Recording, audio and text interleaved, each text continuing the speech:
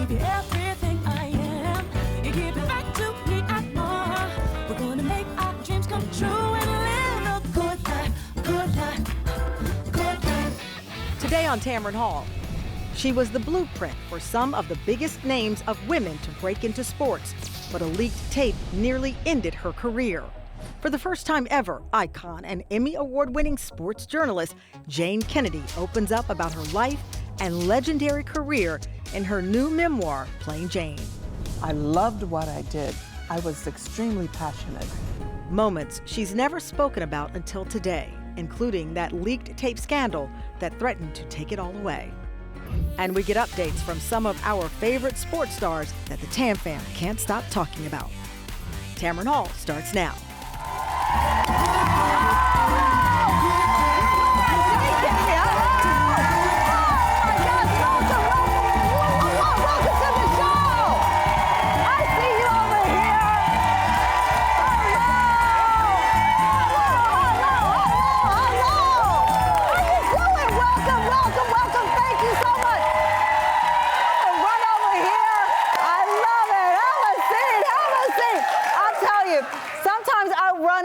TH doors, and I feel like I'm a sports star because my audience here, we know how to rock a crowd better than any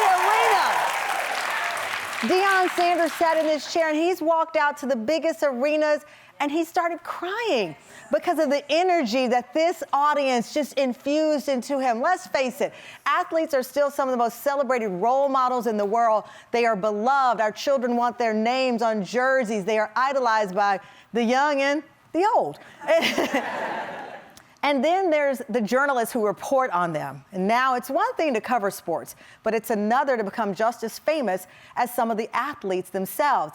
And that is exactly what our first guest did. Before all of the women you see covering sports today, like some of my colleagues over at ABC Sports and ESPN, there was Jayne Kennedy.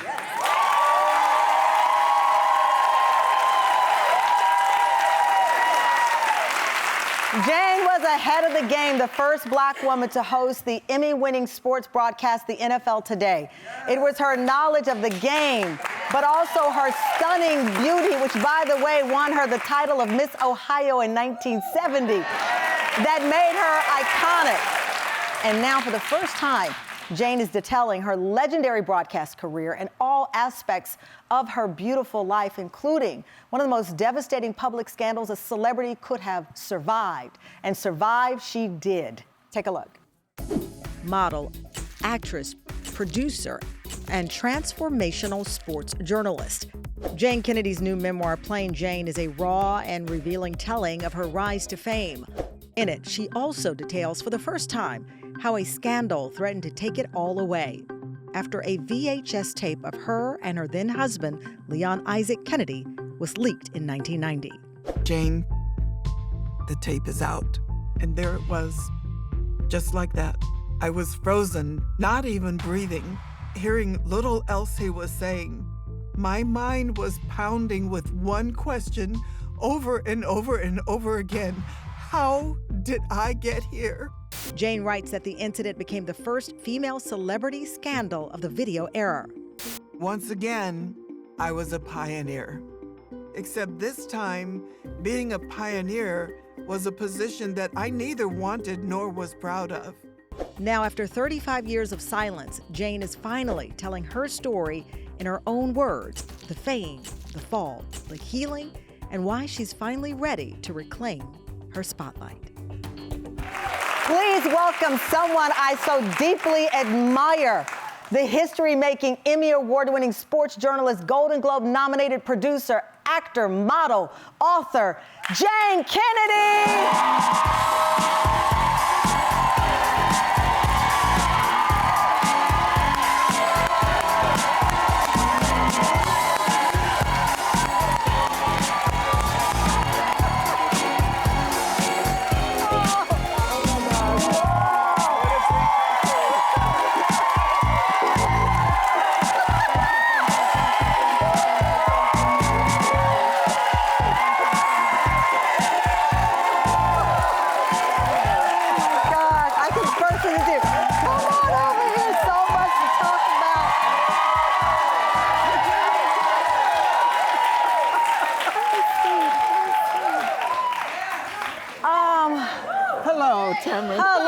Jayne.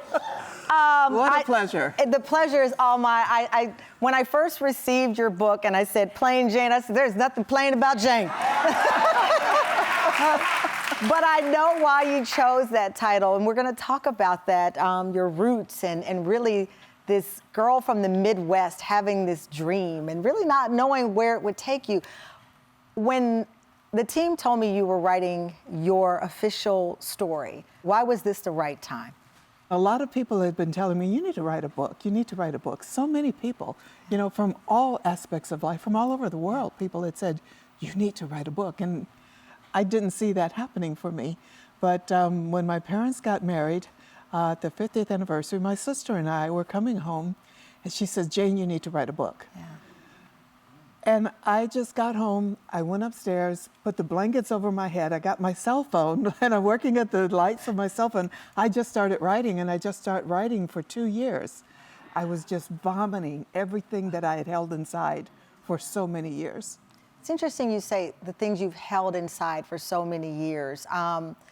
When I was a part of the people asked to read the book early and give a quote about Yes. you, I remember, my voice is quivering now because I said to the effect that you were the girl next door America didn't know it wanted. And growing up, you were part of the reason that when people would say, oh, so-and-so is the girl next door, I never liked that phrase because I said it depends on what neighborhood you're in, what that girl looks like. I never thought of that. Yeah, it depends. And so for my neighborhood, you looked like the girl next door aspiration. The world didn't know. And then suddenly you become, through your hard work, one of the most recognizable women in the world.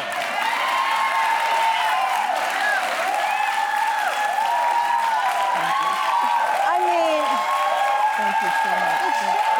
it's true. And I say that because it's surprising to me that you didn't know that there was a story to be shared, or that you were hesitant to share that story. Well, originally, I didn't know that there was a story to be shared because back in the 70s, you know, there was little time for, well, first of all, you had only 3 networks. Yeah. You didn't have social media, you didn't have streaming, you didn't have any of that. 3 networks, and that was it. So any opportunity I had as an actress, singer, dancer, it was within those 3 networks. And so when I landed the job on the NFL Today, I found myself whistling back and forth across the country. When you look at your journey from the Midwest, tobacco farm, this modest background, it took more than being a beautiful face in the room to Yes, it become did. iconic. When did you learn that you had this weapon that was going to break boundaries? Not until long after. I was going to say before that I didn't know the impact that I was having in America because except for Jet and Ebony, there was no coverage for Black. So, and without social media, you don't have the opportunity to know, to get feedback. So I was just working. I loved what I did. I was extremely passionate, and I wanted to make sure that I got to the top level, whichever way that I could. Everybody kept saying, don't be a singer because then you'll never get an actress. Don't be a dancer, you never become an actress. Yeah. But I did all of those things, and part and play to Bob Hope. Yeah. Bob Because you were Hope. on the USO tour with Yes. Bob Hope. But going to the sports of it, you had to learn the game. You Yes, I had to did. know, especially when you had, and I guess in the book, the story of the way you were treated by some of your colleagues, Yes. including Jimmy the Greek. Yes. You detail in the book how you made the prediction that Tampa Bay would win the Super Bowl, and he said, never make a prediction again. That's because I won. That's because Tampa you Bay won.